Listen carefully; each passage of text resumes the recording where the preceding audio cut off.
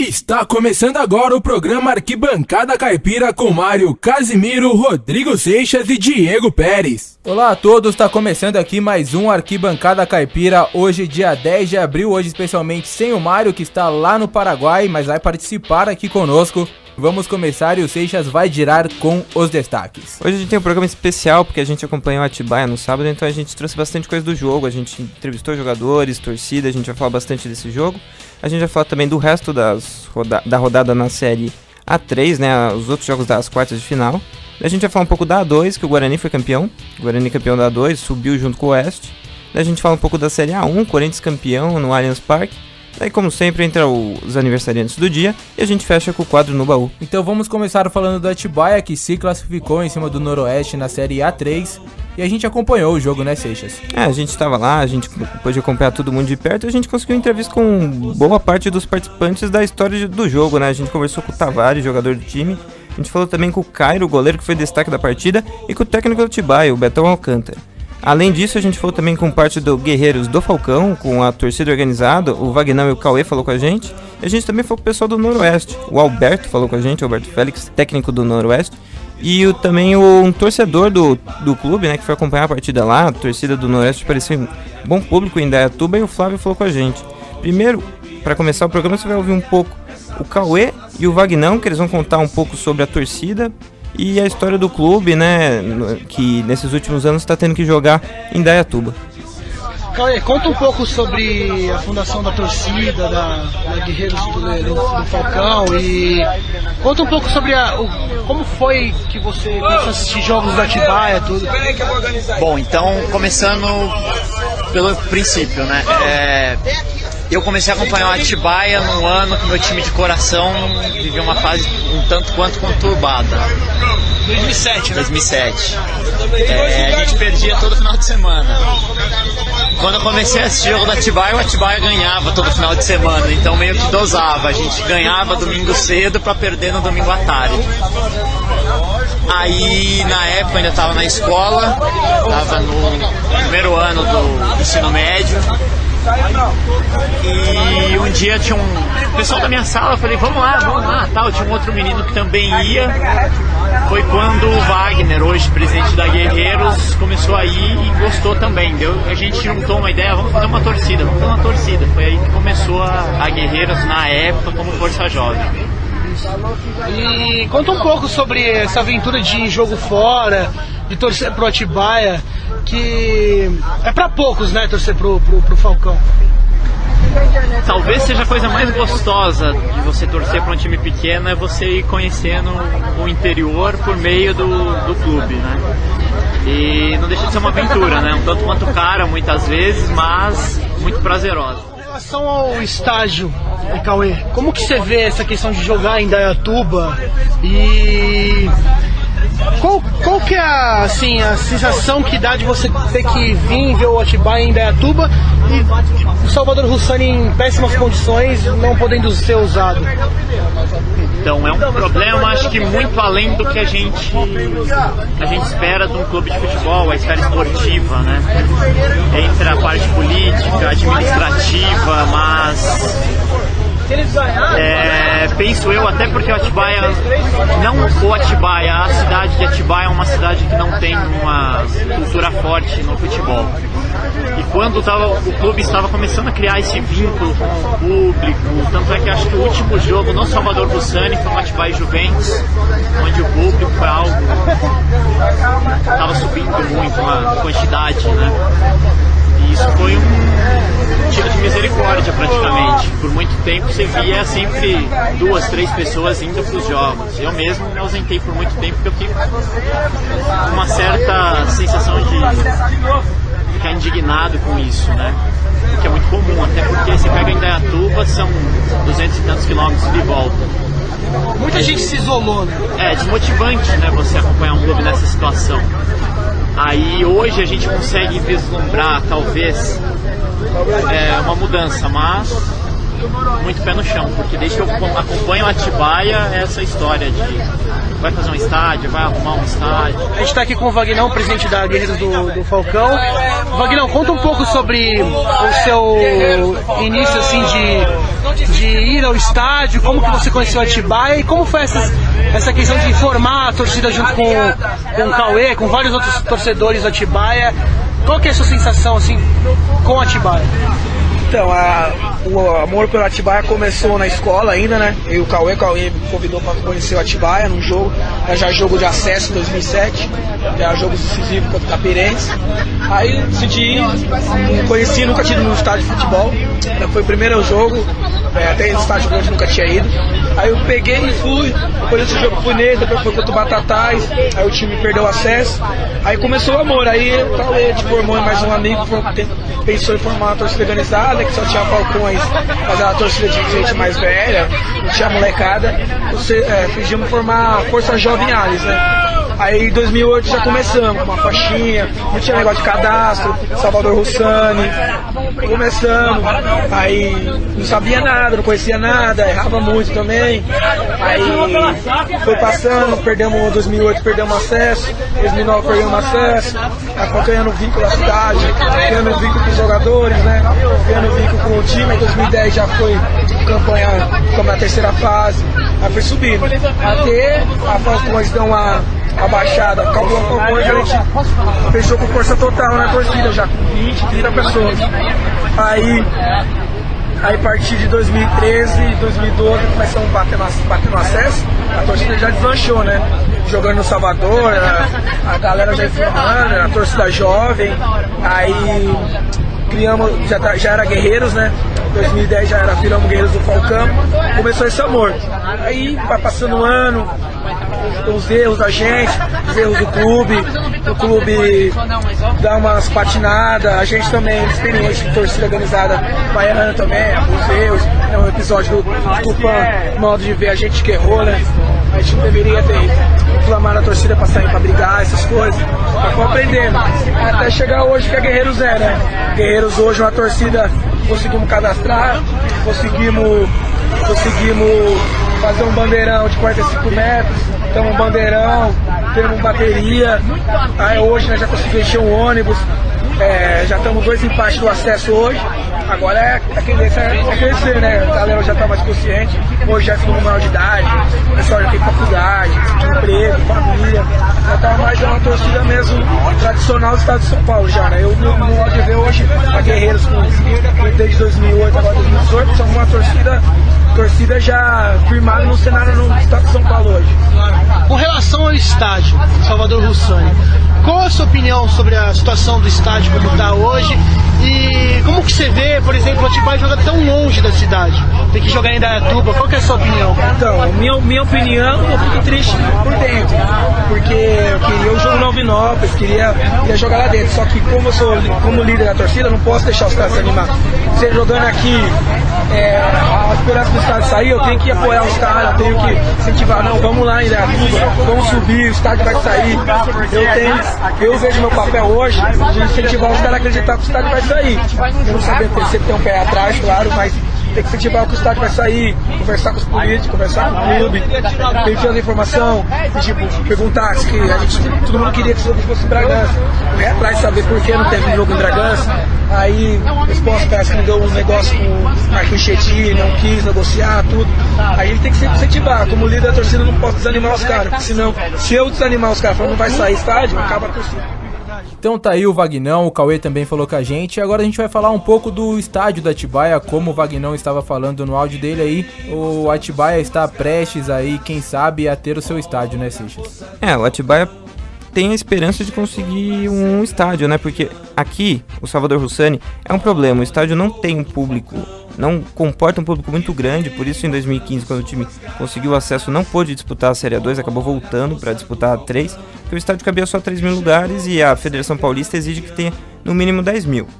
O estádio também teve alguns problemas por causa de chuva, teve problema, acabou caindo uma parte da arquibancada, e hoje ele pode entrar no processo de PPP, que a prefeitura tem um projeto disso. A ideia é você ceder o estádio Salvador Russani para iniciativa privada Em troca, a iniciativa privada constrói um estádio com uma rodoviária aqui na cidade.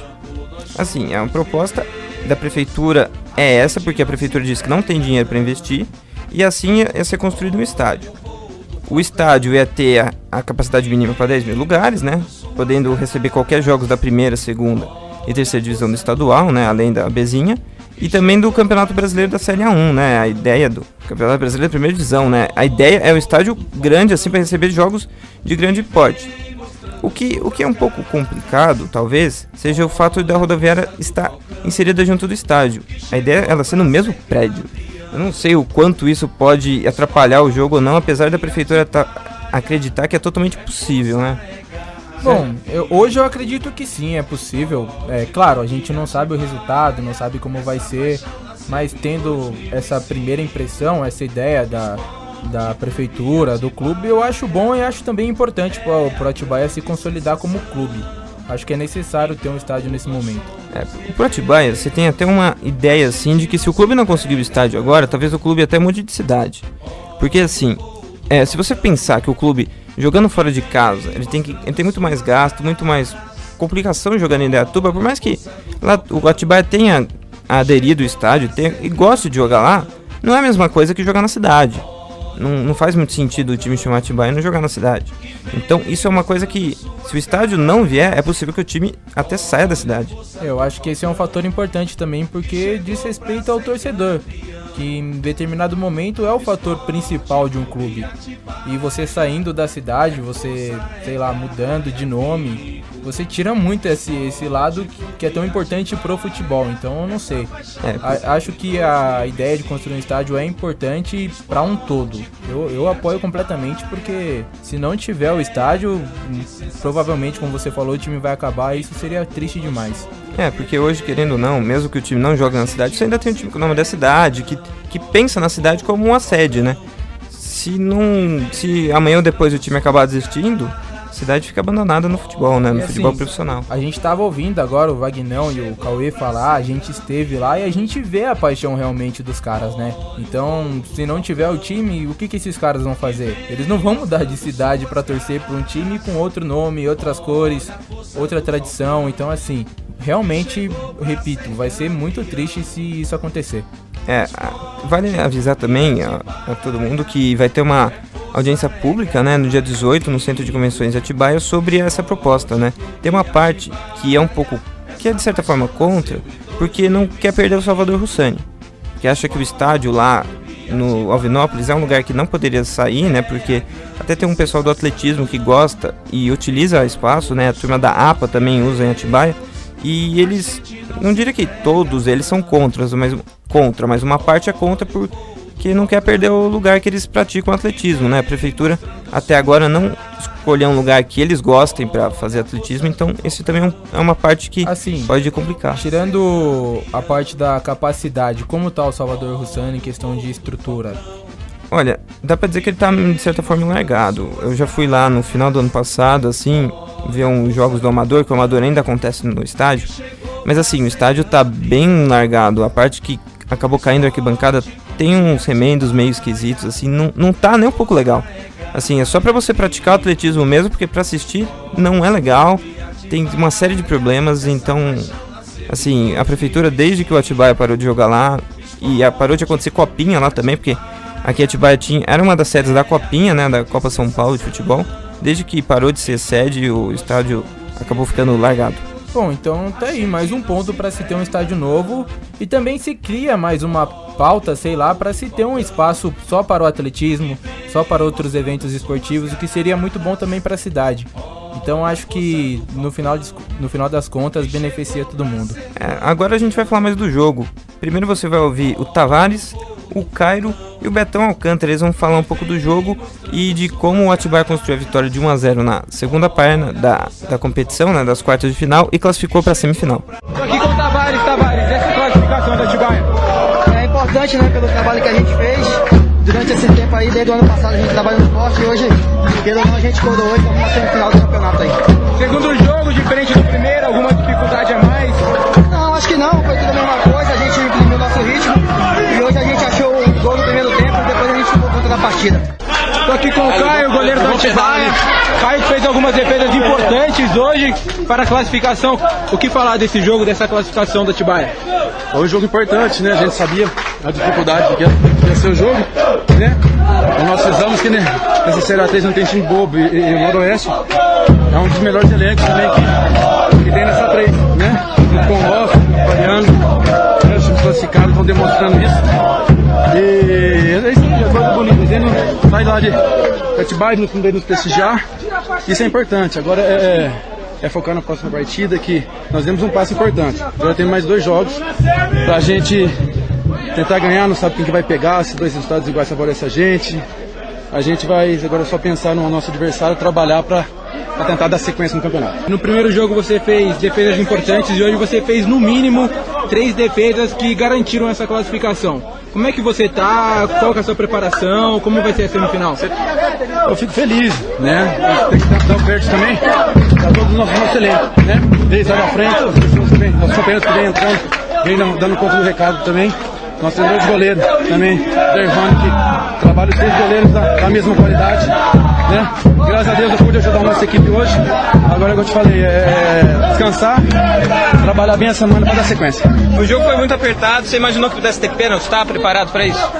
A gente sabia que ia ser um jogo difícil, né? A gente tem que preparar para tudo, né? A gente treina também com o de pênalti, mas a gente sabe que o pênalti é uma loteria, né? É mais pro batedor. Mas se tivesse também, ia fazer de tudo para defender, para ajudar a nossa equipe a sair com o resultado positivo. Estamos aqui com o Betão Alcântara, técnico da Atibaia. Betão, a gente viu ali no final do jogo que você ficou muito animado, muito feliz por essa classificação. Com certeza, é o objetivo nosso, né? Nós tínhamos essa possibilidade de passar. Nós sabíamos que ia enfrentar um adversário complicado, um adversário que tem muita camisa, muita tradição, muita força. Tanto é que trouxeram aí 5, 6 anos de torcedores, né? Então isso demonstra que realmente eles têm muita força, mas conseguimos superar as dificuldades aí. Isso aí não pode tomar, não. Um jogo extremamente difícil, um jogo de final, que eu falei para eles, nós temos 4 finais aí para conseguir o acesso, 2 nós conseguimos passar, foi o jogo passado e agora. E agora é descansar o máximo possível, trabalhar o menos possível, porque não temos como trabalhar muito, porque o grupo está extremamente desgastado.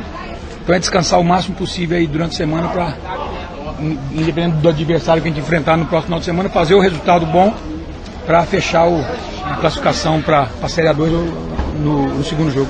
O Atibaia marcou mais um gol de bola parada, um time que marca bastante gol desse jeito, mas sofreu muito no jogo. Eu queria que você comentasse o jogo. O sofrimento faz parte.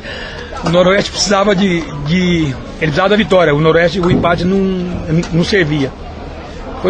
No primeiro tempo o jogo foi tranquilo. Nós tivemos algumas situações que nós perdemos a bola na saída de jogo. E isso propiciou o contra-ataque. Eles tiveram as oportunidades ali no contra-ataque, duas chances. E nós sabíamos dessa deficiência do Noroeste na bola parada. É um time que nos últimos 7 jogos sofreu 6 gols de bola parada. Então nós tínhamos que aproveitar. Nós temos um time alto, nós tínhamos que aproveitar. Trabalhamos muito na quinta-feira, ontem nós trabalhamos bastante de manhã essa questão da bola parada. E felizmente deu certo hoje. Depois tivemos que jogar como time pequeno, ou seja, segurar o resultado. Quem joga final de campeonato sabe que a coisa é desse jeito. Bom, a Atibaia demonstrou algumas falhas individuais na defesa, principalmente nesse jogo de hoje. O que trabalhar, como consertar essa deficiência? Na base da conversa, né? Nós não temos nada para trabalhar mais, parte tática não tem como trabalhar, isso tudo foi trabalhado. O Noroeste terminou o jogo com 4 atacantes, né? Uma linha de 4 e 3 meias, quer dizer, é lógico que nós íamos nos espalhar. Houve desgaste físico de alguns atletas, o Danilo Pereira, por exemplo, os últimos 10 minutos não conseguia mais jogar, ele estava com muita cãibra.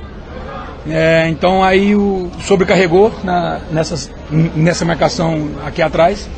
Então o erro individual faz parte. Jogadores que ganham milhões aí erram, então você imagina quem ganha pouco. Bom, aí você ouviu os 3 personagens do Atibaia. Você pode perceber, principalmente na primeira entrevista do Tavares, que existe muito barulho da torcida, porque a gente literalmente gravou no meio da torcida.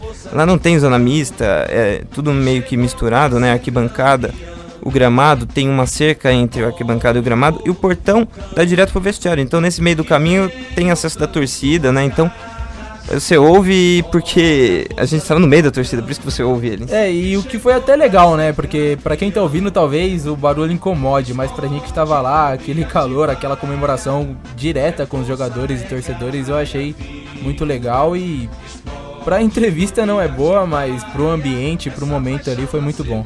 Tem muita gente que gosta do futebol pra ter mais contato com os jogadores também. Futebol raiz, né?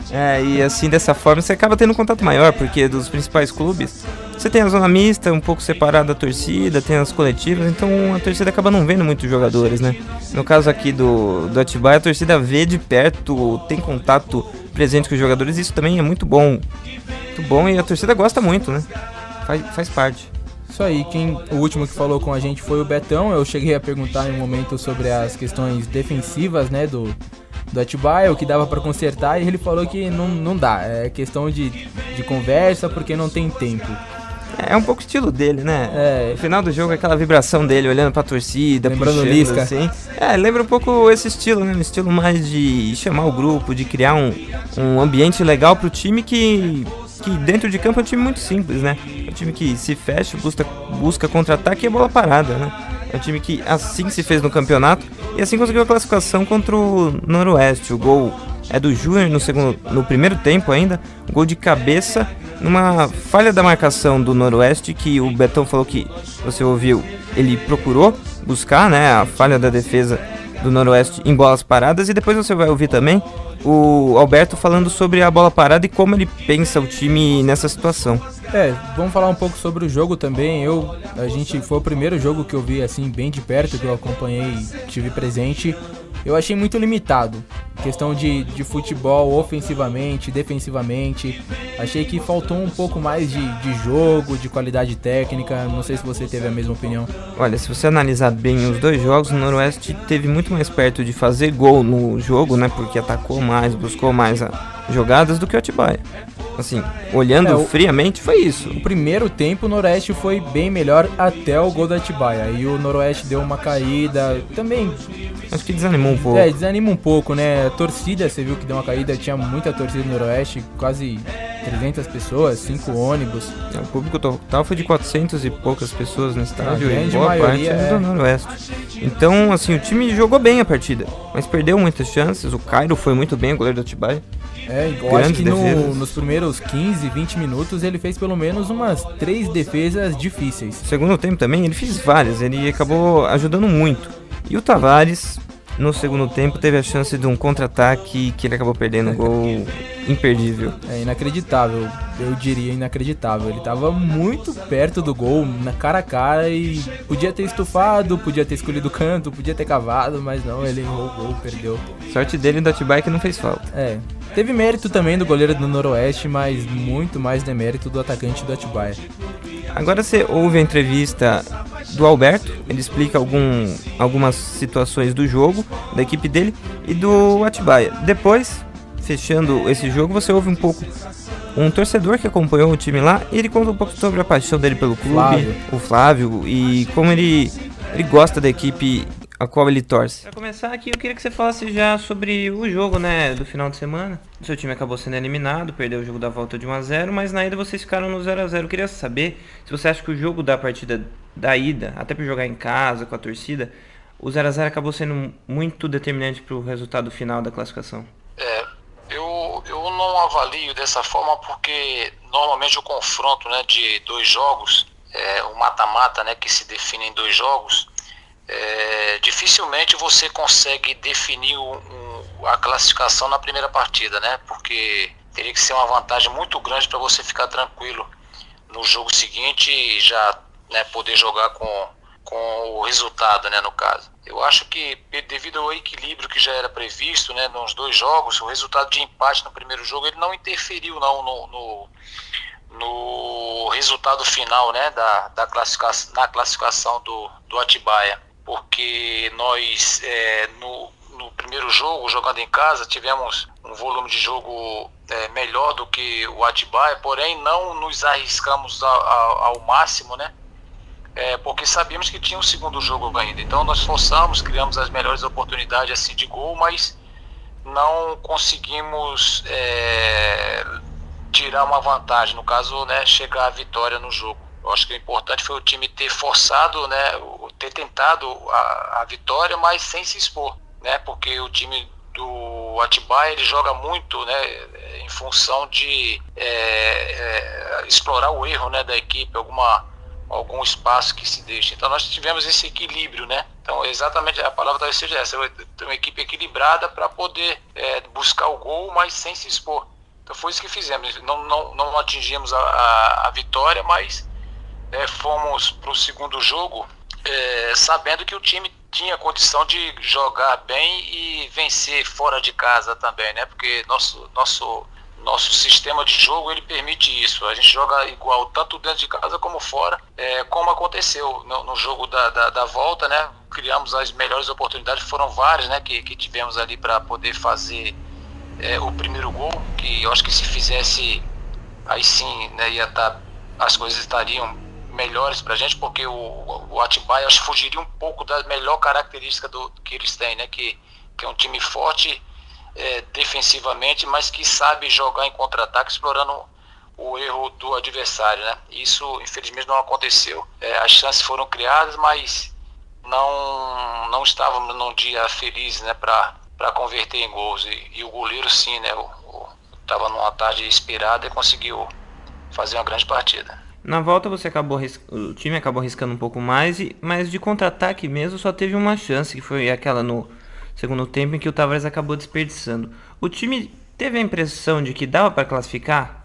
Nós fomos com a confiança muito grande, acreditando, né, que a gente sabia que o favorito era o Atibaia, né, pela campanha, por ter feito uma preparação, né, muito boa. O time vem se não me engano, desde outubro, né, trabalhando já. O time se preparou muito bem para a competição e demonstrou, né, ao longo da competição o potencial que tem, né? Então a gente sabia que era uma equipe forte, mas a gente confiava no trabalho também, porque o primeiro jogo serviu até para isso mesmo, né? A primeira partida que nós fizemos lá foi para conhecer melhor os pontos fortes e fracos do Atibaia, e no segundo tentar trabalhar, né, em cima do que nós estudamos.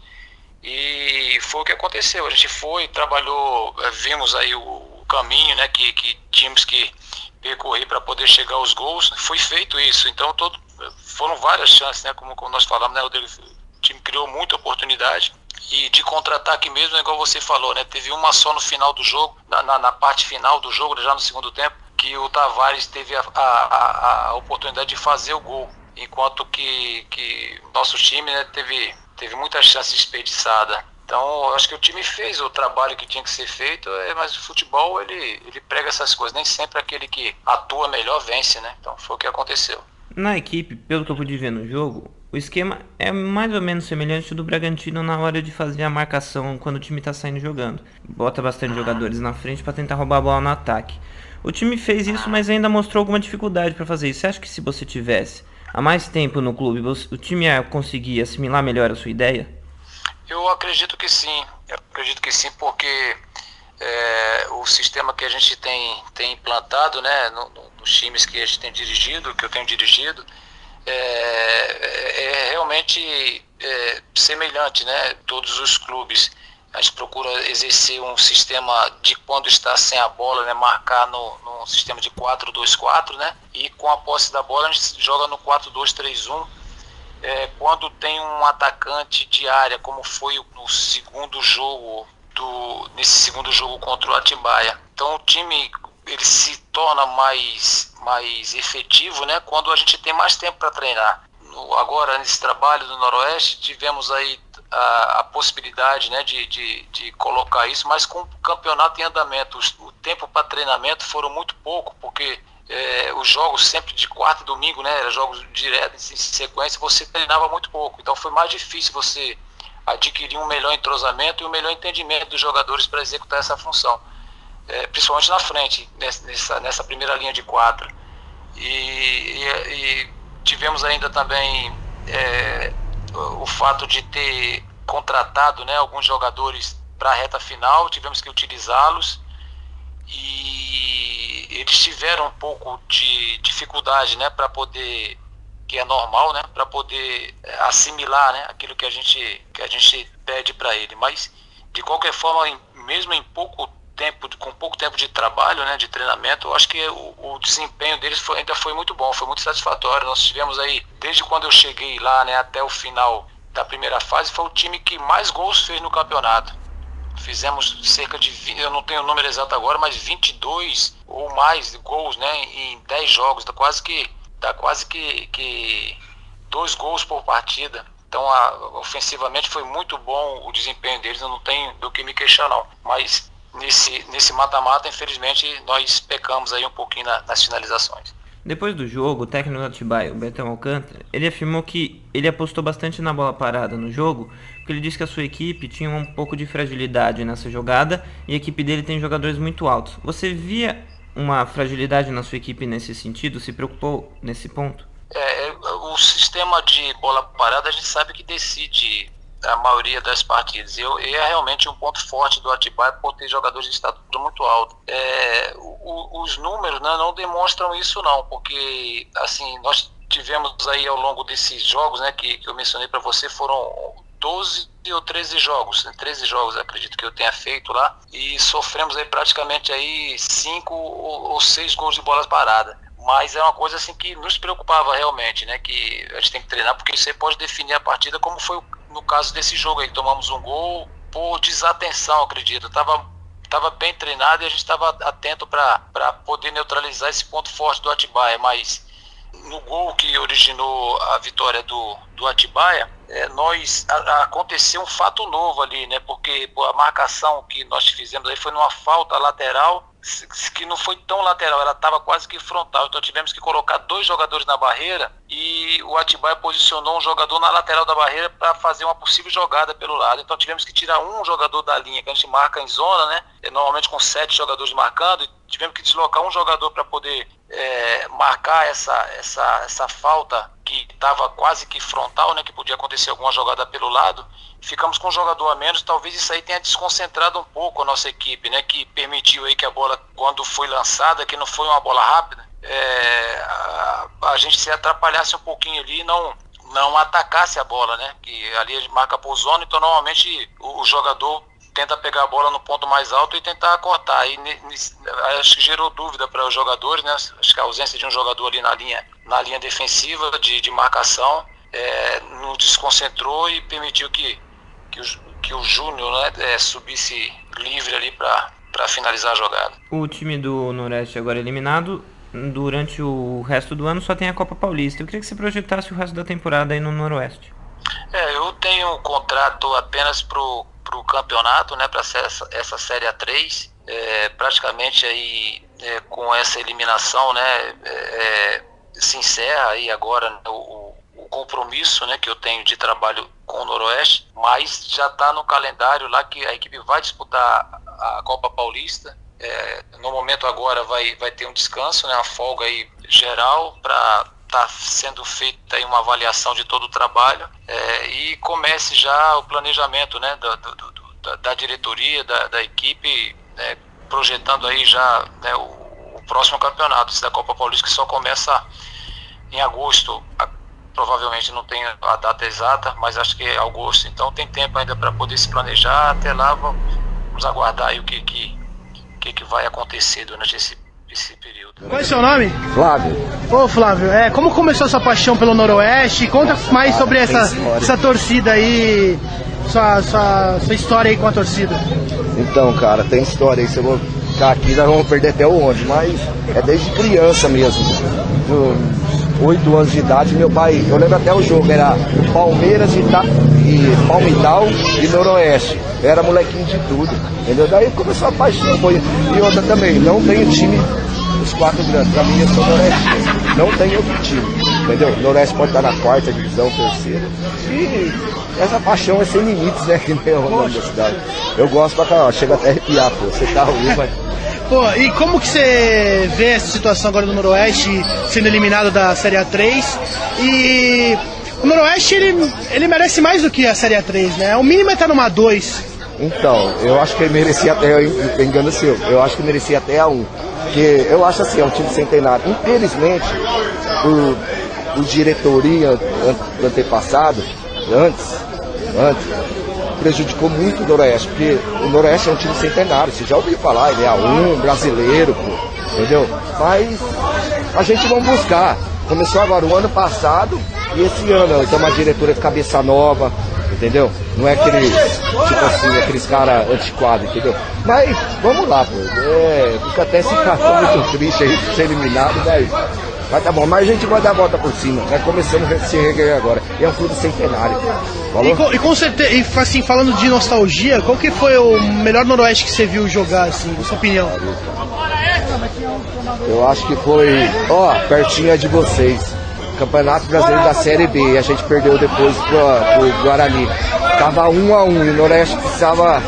Aos 44 minutos, Marquinhos Yamamoto marcou contra a Ponte. Isso faz 90 e lá vai com a cidade. Aí o Noroeste veio aqui, empatou 1-1, daí eles foram lá, meteram 1-0 no Noroeste. É o Guarani, né? Aí já é o Guarani. Bom jogo marcante, Noroeste Ponte Preta. No último minuto, Marquinhos Yamamoto meteu o gol na Então ponta. tá aí o Marião conversando com o Flávio, torcedor do Noroeste, que foi muito feliz, falou com a gente ali, tava até animado, né?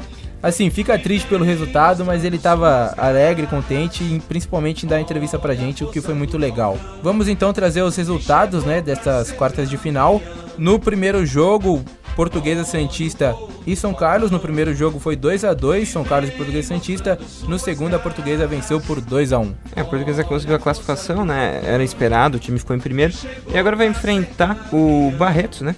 O Barretos já conseguiu a classificação. Ele havia vencido na ida por 2-1 do Esportivo Brasil e na volta ganhou de novo, por 3-2. Primeiro jogo entre Barretos e Briosa é na sexta-feira, dia 13, às 8 horas da noite. O Capivariano também se classificou, perdeu o primeiro jogo para o Velo Clube fora de casa por 2-1, mas no segundo jogo venceu por 3-1. Capivariano que agora é adversário do Atibaia na semifinal. O Atibaia conseguiu a classificação, né, e vai enfrentar o Capivariano. O primeiro jogo é no sábado, dia 14, às 5 horas. Isso aí, como a gente já falou, o Atibaia empatou o primeiro jogo em 0-0 lá em Bauru e no segundo Indaiatuba ganhou de 1-0 e vai pegar o Capivariano. E quem vai enfrentar a Briosa é o Barretos, como a gente também já falou, ganhou o primeiro jogo por 2-1 contra o Deportivo Brasil e no segundo jogo fora de casa ganhou também por 3-2. A primeira perna da semifinal é nesse final de semana e a segunda perna é no outro final de semana. Vale lembrar que só o campeão e o vice classificam para a Série A2 do Campeonato Paulista. Então, o jogo da semifinal vale a classificação para a Série A2 para quem estiver disputando. E como a gente fez o palpitão daquela vez, as quartas de final, vamos fazer agora também para semifinais.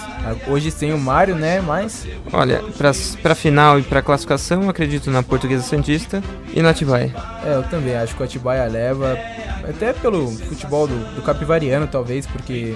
Mas o Atibaia mostra, pelo menos, um equilíbrio, né? Não é um time brilhante, mas consegue se manter, não toma tantos gols. É um time que treina desde outubro, praticamente, do ano passado, e vai criando um entrosamento, né? O time é bem unido e isso ajuda muito. A gente falou com o Beto, ele pelo menos tem uma equipe formada, né? Os 11 titulares ali, e você vê que os jogadores... O que talvez falta em técnica sobra em raça. E isso no futebol principalmente equilibrado da Série A3 faz diferença. Bom, vamos falar de Série A2, já que temos um campeão, o Bugre, que ganhou de 4-0 do Oeste no sábado, dia 7, 4 golaços, né, Seixas? O Guarani que tinha conseguido a classificação junto com o Oeste, né? Os dois times vão jogar a Série A1 do ano que vem. E o Guarani que... Apesar do 4-0, não foi um jogo tão tranquilo quanto parece, né? O público que apareceu em massa no Brinco de Ouro da Princesa viu o Bruno Mendes abrir o placar, 18 minutos, um golaço de letra virando assim, a bola vem na primeira trave e ele acaba fazendo gol. Mas o primeiro tempo foi de um Oeste atacando muito, o Oeste atacava, o Guarani segurava, o goleiro do Guarani defendendo e o Guarani na frente. No segundo tempo foi mais ou menos parecido, mas quando o Bruno Nazário fez 2-0, o time do Oeste acabou largando mão do jogo e o Rondinelli fez o terceiro e o Kaique o quarto. Vários golaços do jogo, o Guarani campeão, a torcida muito feliz. O Guarani ganha a Série A2 pela segunda vez, a primeira vez foi em 1949. O Guarani foi mais eficiente, né? O Oeste no primeiro tempo principalmente jogou bem melhor, mas o Guarani quando chegou foi certeiro e muito certeiro, aliás. O gol do Bruno Nazário talvez seja um dos gols mais bonitos do ano até aqui. E o Guarani que agora vai enfrentar a Ponte Preta tanto na Série B desse ano quanto na Série A1 do ano que vem também. Temos clássico campineiro. O clássico campineiro que estava meio longe, né, que fazia tempo que não acontecia, agora vai acontecer mais vezes, a gente vai ver bastante esse clássico, que deve ser com torcida única, porque no Brasil o pessoal não consegue. Ainda mais o clássico campineiro, né, que já deu muitos problemas e... Já deu muita confusão e eu não entendo muito esse negócio de torcida única, porque normalmente não faz muita diferença. A torcida da Ponte briga com a polícia, briga em jogo sub-20, briga com os próprios jogadores, como aconteceu no rebaixamento da Série B pra Série B ano passado. Então, assim, não acredito que faça tanta diferença assim, mas é assim que acontece. E o jogo também foi o jogo de despedida do Fumagalli, um cara que acabou virando um ídolo muito grande da torcida do Guarani por estar no clube desde 2013. Ele acumula 306 jogos, muito jogo, e 90 gols no Brasil, onde muita gente muda de time. O Fumagalli criou uma identidade no clube, né? O Fumagalli, um meia clássico, né, que a gente quase não tem hoje tanto. No começo ali da carreira tinha mais velocidade, depois passou a aprimorar mais a sua técnica, com um bom passe, chute, um dos poucos que... Um dos poucos não, mas um dos últimos aí que tinha a bola parada muito boa também, né, quase certeira. Então é triste, não é triste, é legal ver a carreira dele assim, consolidada no Guarani, uma identificação muito grande com o clube, e triste por ele se aposentar, né? Faz parte, todo mundo para, e o Fumagalli parabéns, para campeão, que ele ainda não tinha conseguido. O último jogo do Fumagalli no Guarani é o jogo do título, então pra ele acho que deve ter sido bom também acabar desse jeito. Grande Fumagalli. Bom, vamos falar então do título corintiano de Série A1, Paulistão. O Corinthians que venceu o Palmeiras por 1-0 e nos pênaltis se consolidou como bicampeão paulista. O Palmeiras acreditou, assim, não dá pra dizer que o Palmeiras estava acreditando muito na vitória, né? Tanto que quando o Corinthians faz 1-0 no primeiro minuto, a torcida do Palmeiras, em vez de começar a gritar que queria empatar o jogo, ela começou a sentir como se ela já estivesse perdendo. Porque, querendo ou não, o gol do Corinthians empatou a decisão. E assim, o Palmeiras até que começou o jogo se impondo, né, atacando, apesar de não ter tido uma grande chance de gol, o Palmeiras estava tendo ali um volume grande de jogo. Aí quando você toma o gol no comecinho do primeiro tempo, realmente assusta, pelo menos assusta, os jogadores inevitavelmente sentem, e acabou que o Palmeiras não foi o Palmeiras que foi no primeiro jogo, por exemplo. Teve muito nervosismo do time também, você pode ver que o Palmeiras que sai pra atacar quase todo o primeiro comecinho de jogo, o time sai e gosta de fazer um gol logo no início pra tranquilizar. Nesse tentou fazer a mesma coisa, só que quando ele sai muito, o Corinthians aproveita e acaba fazendo um gol. O Rodriguinho sempre decisivo, né? Decisivo na semifinal, decisivo na final, fez o gol do Corinthians na semifinal contra o São Paulo e agora contra o Palmeiras. E o Palmeiras que sentiu muito o jogo, o Palmeiras ficou muito nervoso. O time não tinha aquele toque de bola tranquilo, aquela chegada na área como o time costuma ter, e acabou sofrendo muito para passar da defesa do Corinthians, que marca no 4-2-4, aquela maneira que o Carille acabou achando, até no clássico contra o Palmeiras, o primeiro clássico. O time pressiona o Palmeiras não tinha opções, tentava cruzamentos, o Palmeiras tentou vários cruzamentos, e o Corinthians trocou muito pouco passe, deu 4 chutes no jogo, assim. Era o Corinthians que gostava de segurar o Palmeiras e sofrer esse certo abafa do Palmeiras porque fazia o que gosta, defendia. É o estilo do Corinthians desde 2008. Assim, tem um jogador que ele não é muito bom, mas ele se torna muito importante pro grupo, que é o Romero. Porque em jogo assim ele se destaca, ele gosta do contato e ele abre espaço também. Porque tendo ele do outro lado, o Matheus Vital inevitavelmente também tem mais liberdade. E eu acho que, na minha opinião, foi um dos melhores do jogo, o Matheus Vital. Tem se mostrado um bom jogador durante todo esse Paulista. E no primeiro gol foi jogada dele em cima do Antônio Carlos, que aliás estava muito nervoso no jogo. E foi um dos melhores e acabou fazendo gol. Então o Carille acertou na escalação nessa final. Se você for ver, você tem o Matheus e tal, você tem o Marcos, tem alguns jogadores jovens no Corinthians e nenhum deles sente. Porque o Corinthians, ele sabe muito bem o que tem que fazer. É um time muito frio, um time muito assim, muito campeão nos últimos anos. Então é um time muito tranquilo. Jogou a final com a maior frieza do mundo, fez o gol no começo, mesmo jogando contra 41 mil palmeirenses e só palmeirenses no estádio. E não sentiu. O Palmeiras era favorito porque tinha vantagem, tem um elenco melhor, mas mesmo assim, jogando em casa, o Corinthians não deu a mínima, assim. Ele fez o jogo dele, fez 1-0, o Palmeiras sentiu a pressão e quando foi nos pênaltis, você via claramente o Corinthians muito mais tranquilo. O Danilo dá até raiva, ele cobra o pênalti e nem comemora. Não, o Danilo é impressionante. É uma incógnita, tem que estudar essa calma que ele tem pra jogar bola, né? Ele bate, faz o gol, abaixa a cabeça. Ele entrou só pra isso, né? Pra bater o pênalti. Quando ele foi pra bola, todo mundo já sabia que ia ser gol. E os dois melhores, assim, vamos dizer, jogadores do Palmeiras erraram o pênalti, né? O Dudu e o Lucas Lima. O Lucas Lima não se encaixou ainda, ou durante a campanha ele foi bem, mas nos jogos decisivos não foi tão bem assim. O problema dele foi os jogos decisivos. Na campanha foi bem, ele é um cara que circula bem a bola lá, mas quando chega um jogo em que ele precisa se esforçar mais para encontrar espaço, ele tem dificuldade. Ele teve dificuldade assim nos principais jogos, e no jogo passado ele também teve essa dificuldade. É que o Palmeiras jogou diferente, o Palmeiras não tinha tanta bola, então não tinha a obrigação do Lucas Lima em criar. Então ele não foi tão exigido nesse ponto, então ele não foi tão mal. Ontem ele sentiu a pressão no jogo no domingo, ele sentiu a pressão e acabou não jogando bem. Tanto que o pênalti que ele perde, eu acho que tem a ver um pouco com a pressão sobre ele e sobre o Dudu também. O Dudu estava de certa forma pilhado, e ele, no lance do pênalti, não pênalti, que a gente vai falar já, o Dudu ele se abaixa na bola e tenta se concentrar, porque parece que ele não estava tão concentrado no jogo. Um lance que não sei se muita gente viu, porque não sei se a TV mostrou. Ele abaixa, ele se ajoelha na frente da bola e tenta se concentrar para cobrar o pênalti, porque dá, de certa forma, a impressão de que ele não estava concentrado, que estava muito nervoso.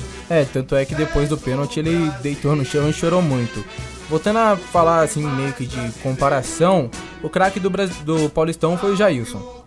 E muita gente contestou também, falando que devia ser o Rodriguinho, porque ele foi decisivo, como você mesmo falou aí nessa colocação, nos principais jogos do Corinthians. É que tem uma coisa, Copa de 2002, o melhor da Copa foi o Oliver Kahn, por quê? Escolhido antes da final.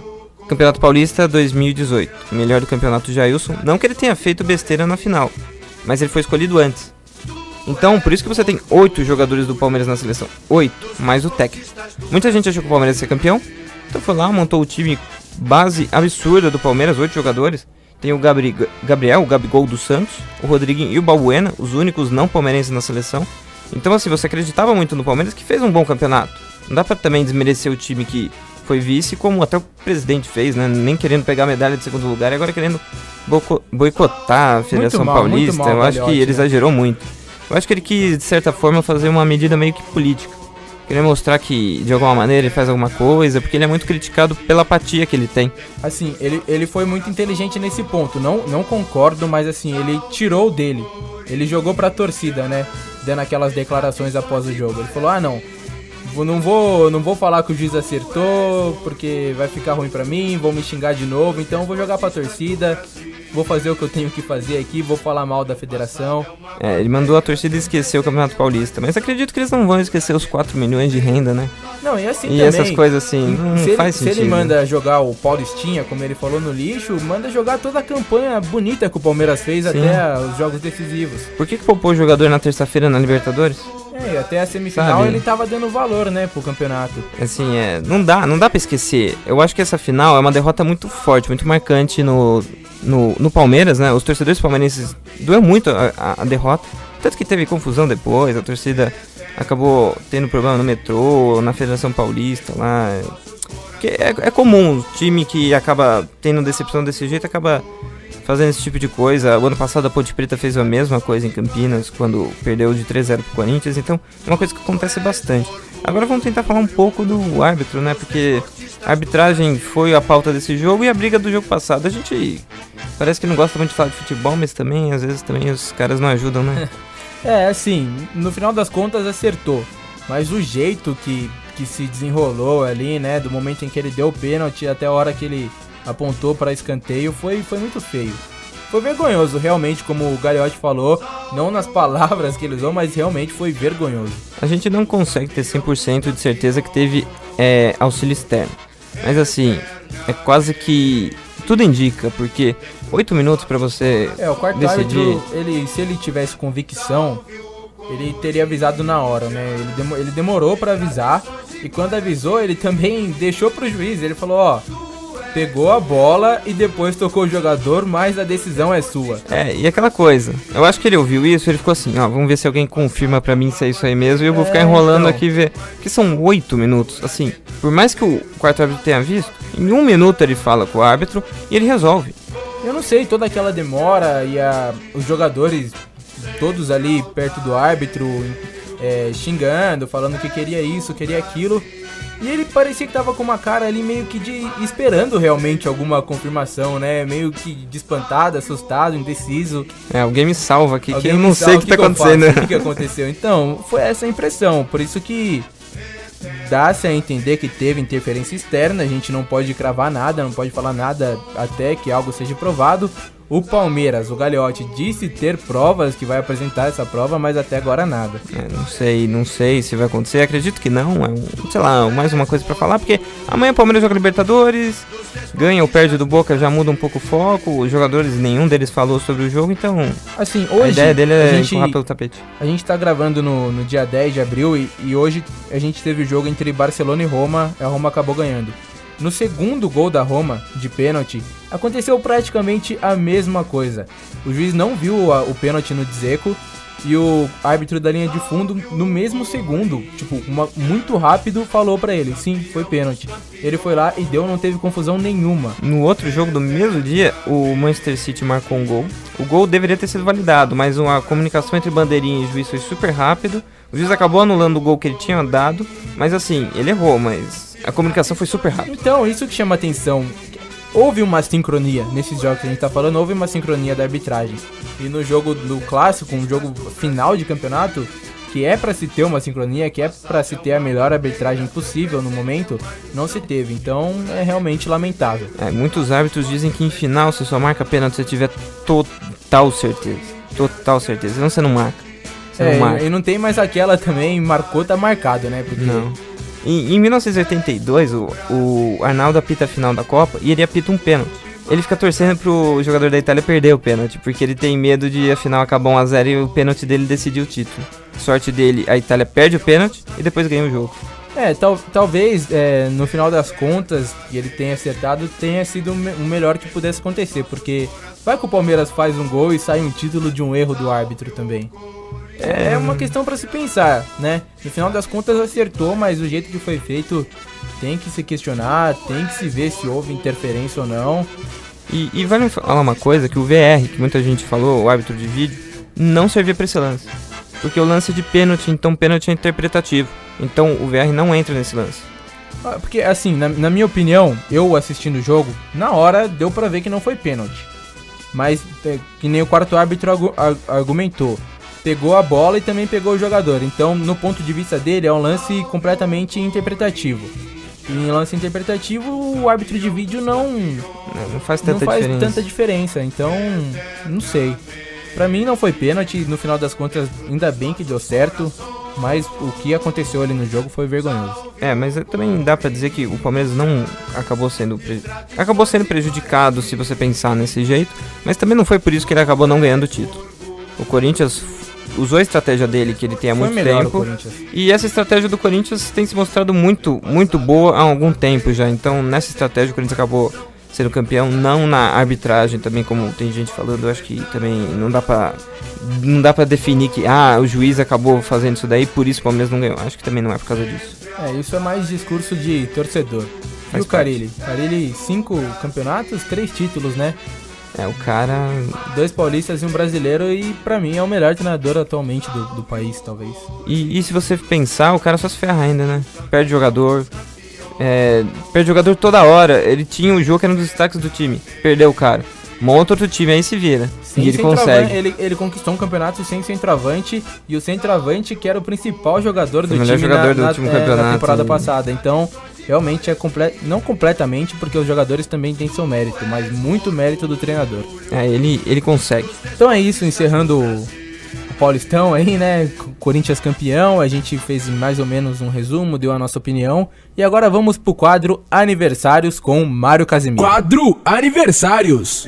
Hoje, dia 12 de abril de 2018, é aniversário de vários clubes nacionais, internacionais e até de federação.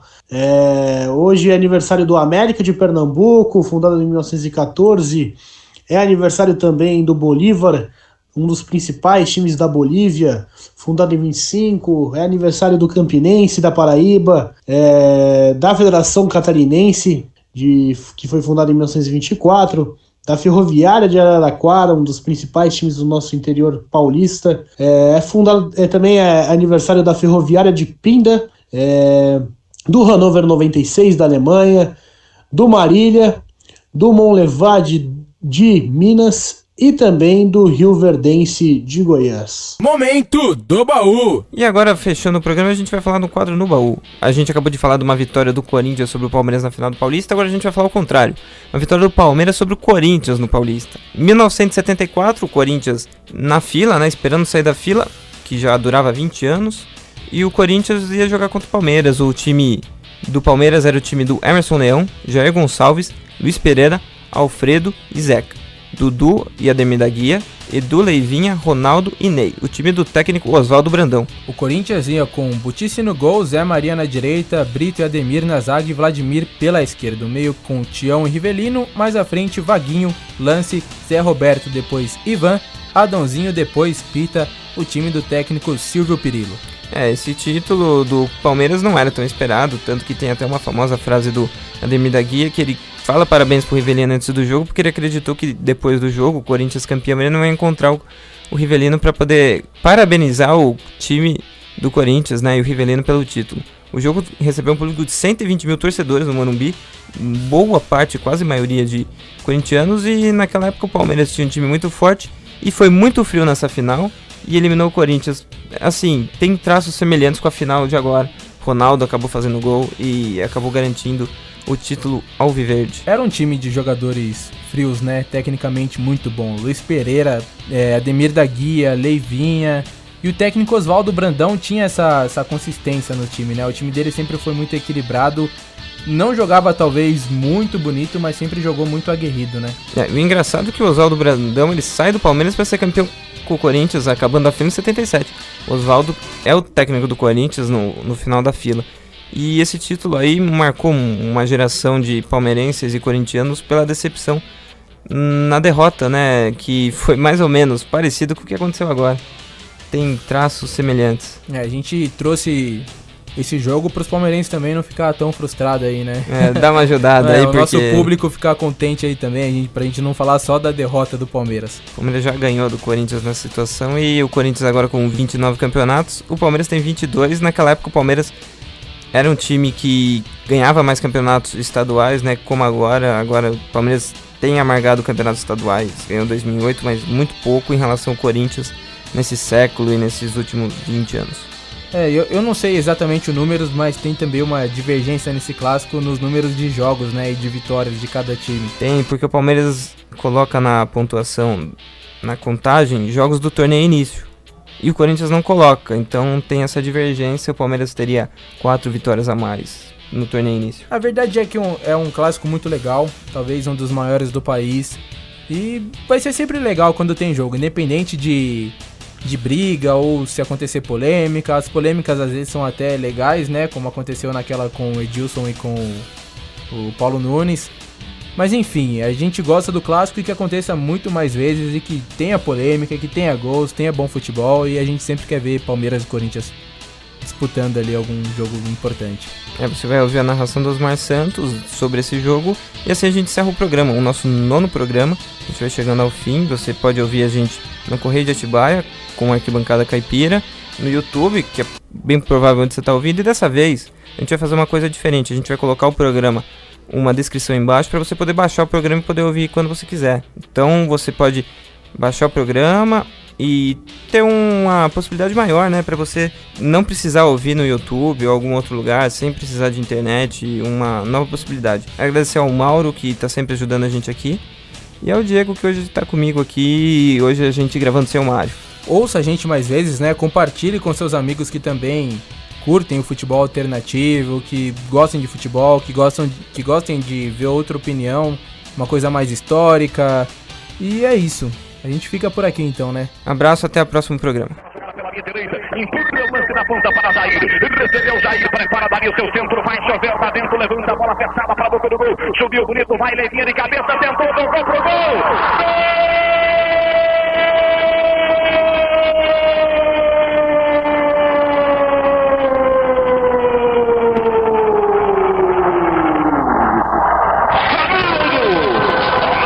Ronaldo, 9 é o dele, bom de bola o garoto. Palmeiras na frente no Morumbi, ao contrário do que esperava a grande massa torcedora alvinegra. Ronaldo, Palmeiras 1, Corinthians 0. O detalhe que Agnes e Roberta não viu nessa, Cândido. O detalhe é que o Bochecha ainda tentou fazer um milagre. 45 minutos, esgotado o tempo regulamentar. Vai terminar o jogo no Morumbi. Outra vez a massa corintiana. O meu povão vai chorar outra vez e voltar triste pra casa. Depois de 20 anos a esperança renascia. Volta a se apagar e sobra apenas um mar de cinzas para invadir a alma do corintiano. O povo da massa outra vez continua longe do título, torcedor do Brasil. Há uma tristeza que abate o Morumbi. Bandeiras verde e branca tremulando. Bola solta para o boca do gol. Caiu o botiço do gol, a bola vai fora. Bola saindo pela linha de fundo. Homenagem ao grande campeão de 74. Vamos cantar junto com a torcida uniformizada do Palmeiras. Torcida acadêmica do Verdão que faz festa, que sorri enquanto o corintiano sofrido, amargurado, chora no Morumbi. Bola presa cá atrás, o hino, Chico, para satisfazer a grande colônia alviverde. Torcida que canta